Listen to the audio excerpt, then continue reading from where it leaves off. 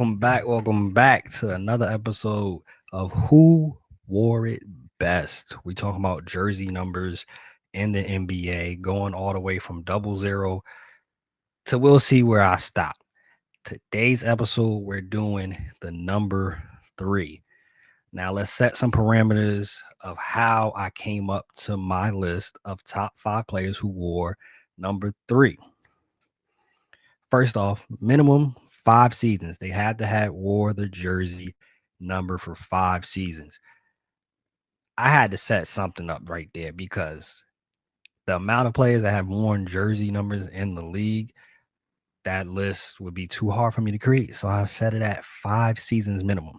Outside of that, that's all it is right there for the parameters.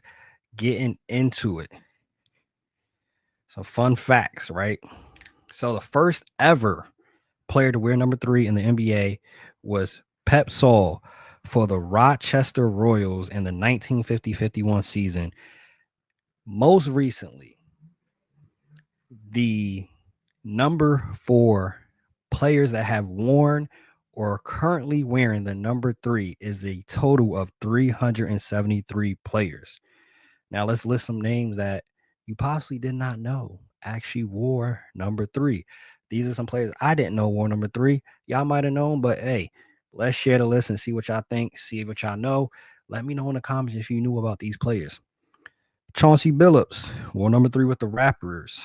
Kyle Lowry, number 3 with the Raptors. T-Mac, he wore 3 twice, Houston and the Knicks. Brandon Roy wore 3 with the T-Wolves. That was the end of his career right there. And Ime Udoka, yes, the coach. For some of y'all that might have not known that Ime was a player, Ime was a player as well. He wore number 3 for the Sacramento Kings. I didn't even know he played for the Kings. The only team I knew about Ime was the Spurs. That's all I knew about Ime and his playing career. So shout out to Ime. Some honorable mention names before I get to my top 5. Dennis Scott, Craig Elo, Karan Butler, Al Harrington, Stephon Marbury, and Bradley Beal. That's my honorable mention list. Coming in at number 5, none other than Ben Wallace, Big Ben, considered by most, we'll see what Austin Reeves does, but the best undrafted NBA player, Hall of Famer, NBA champ, 4-time Defensive Player of the Year, 6-time All Defensive Team member, 5-time All NBA. Best season he had was 02-03, 6.9 points per game, but he had 15.4 rebounds with 3 blocks and a steal. Shout out to Ben Wallace. Coming in at number 4, none other than the 10-time All-Star, 3-time block champ, 5-time All-NBA, 5-time All-Defensive, Anthony Davis. And let's not forget, he's an NBA champ. Some of y'all may not value the bubble title and y'all call it the Mickey Mouse title, and it shouldn't count, but it counts. It's in the record books. AD, his best season, you would say, probably his 2017, 2018 season where he was top 3 MVP, finished with 28 points per game, 2.5 blocks, 1.5 steals, and 11 boards. Sheesh. Anthony Davis he's always been a killer, super skilled. Looking forward to see what they do in Dallas. Him and Cooper Flag. Kyrie coming back. Oh, that's going to be some good basketball. It'll be some good bump. Coming in at number 3, this man said this is possibly and more than likely his last season in the NBA.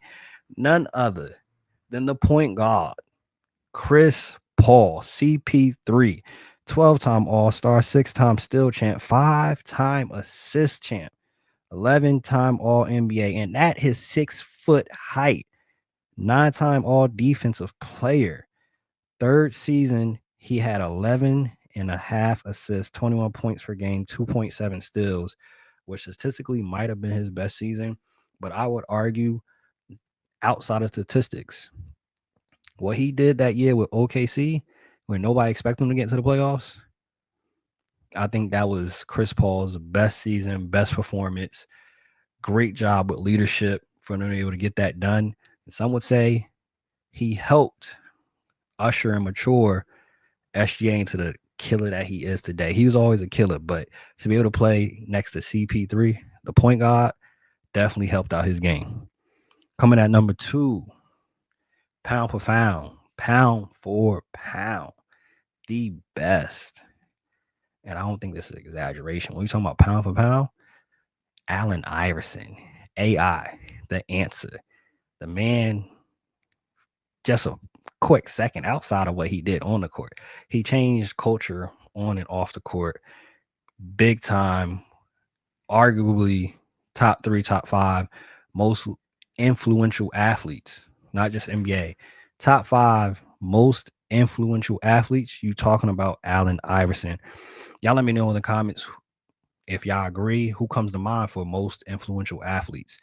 Of course, he's in the Hall of Fame, 11-time All-Star, 4-time scoring champ, 7-time All-NBA, 2001 MVP season.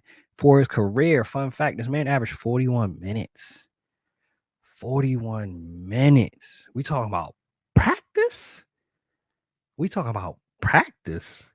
I'm playing 41 minutes a game, and y'all talking about practice? Crazy, man. MVP season, 31 points per game, 2.5 steals, 4.5 assists. 2005-06 season. Check that season out with AI. Yeah. The MVP season was good too, but yeah. He had a lot of good seasons, man. A lot of buckets he was giving out to people. And coming in at number 1, none other than the Flash. I don't know if y'all remember the commercial. Falls 7 times, get up 8. Dwayne Wade. 13-time All-Star, Hall of Famer, 3-time NBA champ, 8-time All-NBA, 3-time All-Defensive. Best year he had, 08-09 season, 30 points per game, 7.5 assists, 5 rebounds, 2 steals, 1 block.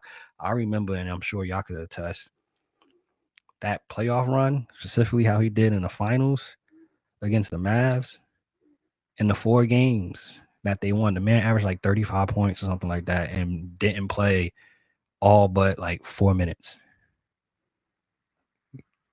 Hey, if it wasn't for the injuries, Dwayne Wade might have a case where he's in the conversation with Kobe. Right now, he's not in that conversation, despite what they're trying to do towards my man Kobe. But outside of what they're doing towards Kobe, D-Wade in his own right was great. Give that man his flowers. He is my best player to have ever worn the jersey number 3. Y'all let me know in the comments if y'all agree, y'all disagree. Did I miss anybody? I'm here for the conversation. I'm not here to say that I know everything and I got everything right. Talk to me. I'm down for the conversation right here. Y'all hit that subscribe button, like, share, tell any and everybody about the podcast because we're trying to be here for a good time and a long time. Being Me podcast. Y'all know the vibes. If you stay ready, you don't got to get ready. Bench Mob, we out. Peace.